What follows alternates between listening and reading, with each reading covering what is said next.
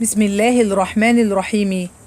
حبايبي متابعين قناة ماما رحاب يوسف في البيت، السلام عليكم ورحمة الله تبارك وتعالى وبركاته. فيديو جديد عليكم سعيد، يا رب كل أيامكم تكون عيد. رمضان سعيد علينا وعليكم حبايب قلبي، وحشتوني جدا جدا جدا من الفيديو اللي فات. إن شاء الله النهاردة بإذن الله تبارك وتعالى هنعمل مع بعض أكلة جميلة جدا كلنا بنحبها في سحور رمضان. ده يا حبيبة قلبي الفول أبو طحينة وزيت وليمون. ما تجريش الفيديو واستفيدي بكل الملاحظات اللي انا قايلاها في الفيديو ان شاء الله تبارك وتعالى. ولو عجبتكم القناه ان شاء الله تبارك وتعالى اعملوا سبسكرايب وفعلوا زر الجرس علشان يوصلكم ان شاء الله باذن الله كل جديد. نبدا نقول يا حبايب قلبي بسم الله الرحمن الرحيم. اعملي كل التريكات اللي هقول لحضرتك عليها عشان تطلعي الفول بالمنظر الجميل اللي قدام حضرتك ده. نقول بسم الله الرحمن الرحيم. معايا نص كيلو يا ست الكل من الفول اللي لونه فاتح زي ما حضرتك شايفه كده. لازم يكون لون الفول فاتح علشان خاطر بعد التسويه ما يسودش معايا ويفضل لونه فاتح زي ما هو. بنقع الفول بتاعي بميه من الحنفيه، مش ميه سخنه خالص.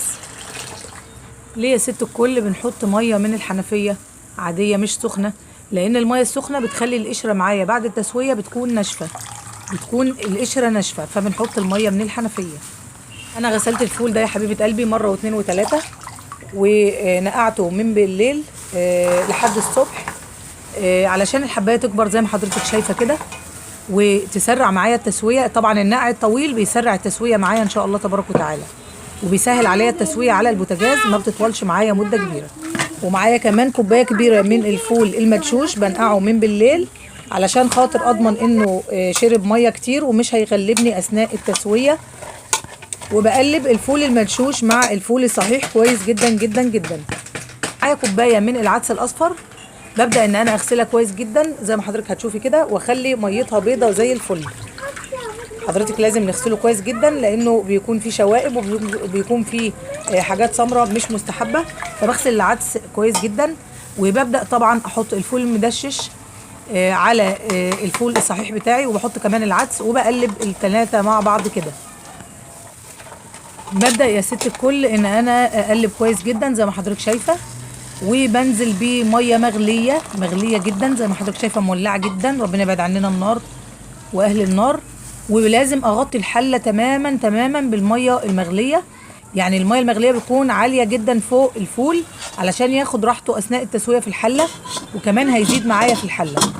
طيب طبعا احنا لما نقعنا الفول من بالليل للصبح فهو كده خد حقه في النقع كويس جدا. فانا كده يا ست الكل مش هفضل كل شويه ان انا افتح الحله وازود ميه مغليه علشان خاطر كتر فتح غطا الحله على الفول بيخلي الفول يتاكسد ويسود معايا.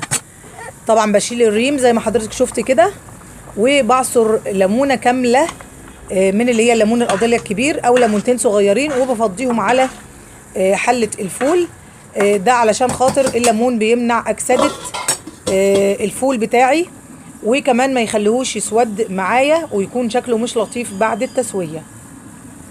بعد كده يا ست الكل ببدا انزل ان شاء الله تبارك وتعالى بجزرتين كبار متقطعين. عايزه حضرتك تبشري الجزر فضيه، ابشريه عادي ما فيش اي مشكله. وبنزل كمان ببصلتين متوسطين برضو بقطعهم وبنزلهم. يفضل ان حضرتك ما تبشريش البصل. كمان يا ست الكل بقلب كويس جدا جدا جدا، وبنزل بطماطمتين برضو متوسطين على الفول علشان يحمر لي وش الفول ويديله طعم حلو في بقي كده ويكون احلى من طعم الفول اللي بجيبه من المحلات. دلوقتي حبيبه قلبي دي تركه جميله جدا لازم حضرتك ما تنسيهاش، بتحطي معلقه كبيره من السكر العادي بتاعنا علشان يسرع معاكي برضو التسويه. طبعا كل الاضافات دي حطيناها بعد ما الفول غلي اول غلوه. حضرتك شايفه بقى هنا ان انا بتكلك على الغطا، في هنا فرق بين الغطا وبين الحله، وده هيسرب معانا البخار ومش هيكون الحله محكمه الغلق ومش هتستوي بسرعه. طب هنشوف هنعمل ايه الحل في الحله والفرق اللي فيها ده.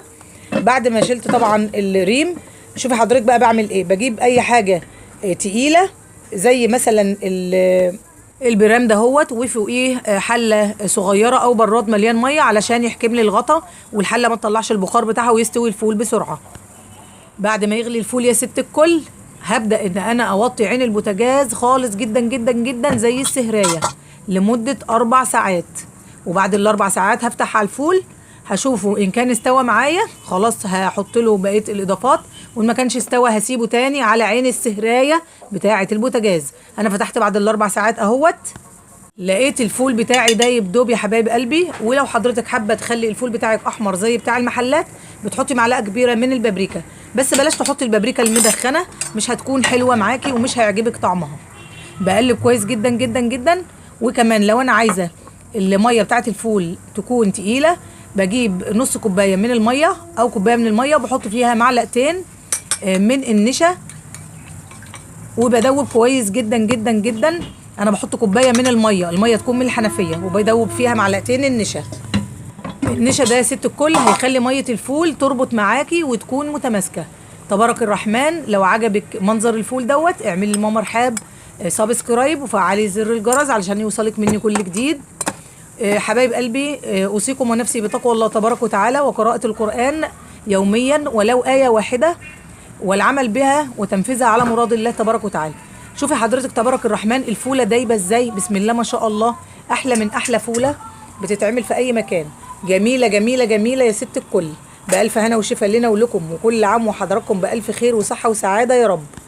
في الاثناء دي يا ست الحبايب كنت غاسله البولات بتاعتي اللي هفضي فيها الفول، ومعقماها ومنشفها كويس جدا. وبدات ان انا اعبي كده في البولات بالغطيان بتاعتها علشان خاطر احطهم في الفريزر. بوريكي تبارك الرحمن الحبايه دايبه دوب، جميله جميله جميله فوق الوصف، بسم الله ما شاء الله. عبيت طبعا، جبت كمان اكياس ثلاجه زي ما حضرتك شايفه كده، بحطهم في الشفشق علشان انا كنت بعبيهم لوحدي، وبعبي فيهم برضو فول.